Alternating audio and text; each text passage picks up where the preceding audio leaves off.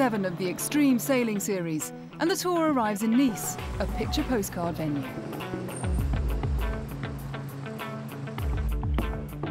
This historical and cultural centre, famous for its Mediterranean climate, draws over 4 million tourists a year.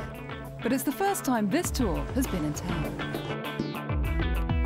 Over 30 races are scheduled for the week, providing a spectacle along the famous Promenade des Anglais, with racing on compact courses.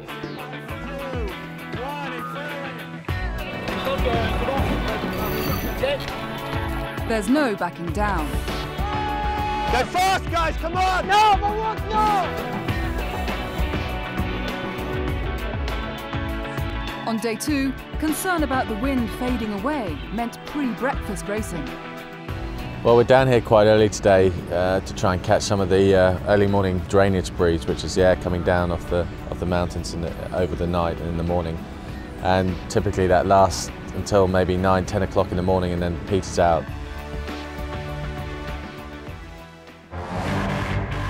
Early mornings appear to suit Britain's most successful sailing Olympian ever, Ben Ainslie. There's a bit of breeze. Oh, and it's a great start for Ainslie, he's flying. But they suited series leader Luna Rossa even more. Well, the Italian outfit are flying this morning, they're really enjoying these conditions. Oh, Ben Ainslie, they're right up on one hull. Acceleration there from Luna Rossa.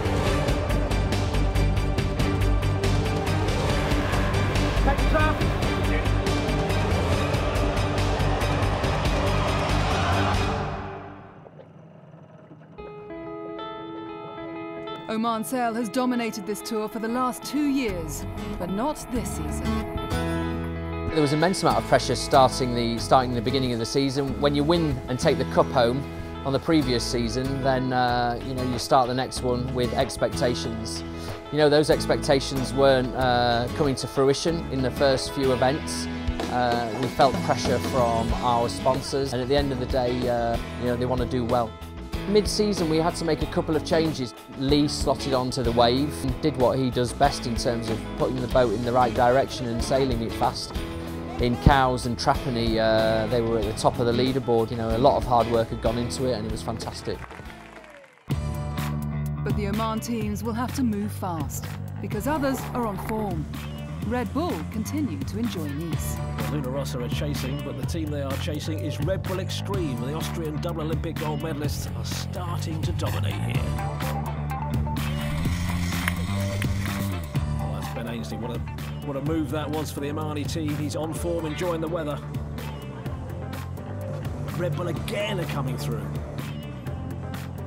Well, the Austrians are leading first overall after 2 days. But things took a turn for the worse for Red Bull on day 4. Breeze has increased a little. Last upwind leg.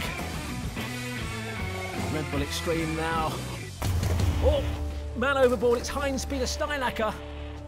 Well, he's got caught on a rope and has been dragged towards the boat. Well, he must have hurt himself. Well, that happened in an instant. They've got him back on board. The rudder hits him on the head.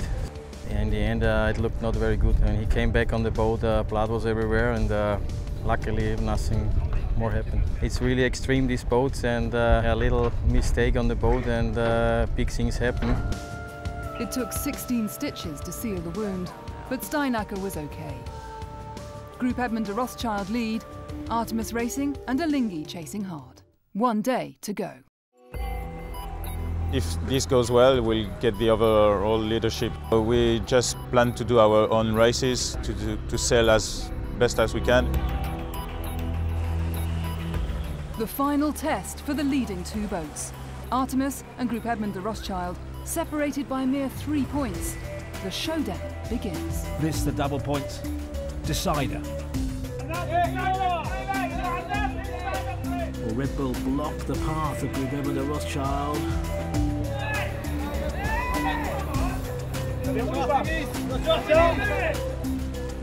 But the French team finished just behind Artemis. And that's good enough just for the French. Well, it was tense, it was slow, but it's victory. Group Edmond de Rothschild win here in Nice. But the win is even sweeter, as it places them at the top of the leaderboard, going into Act 9 in Almeria and the series decider in Singapore in December.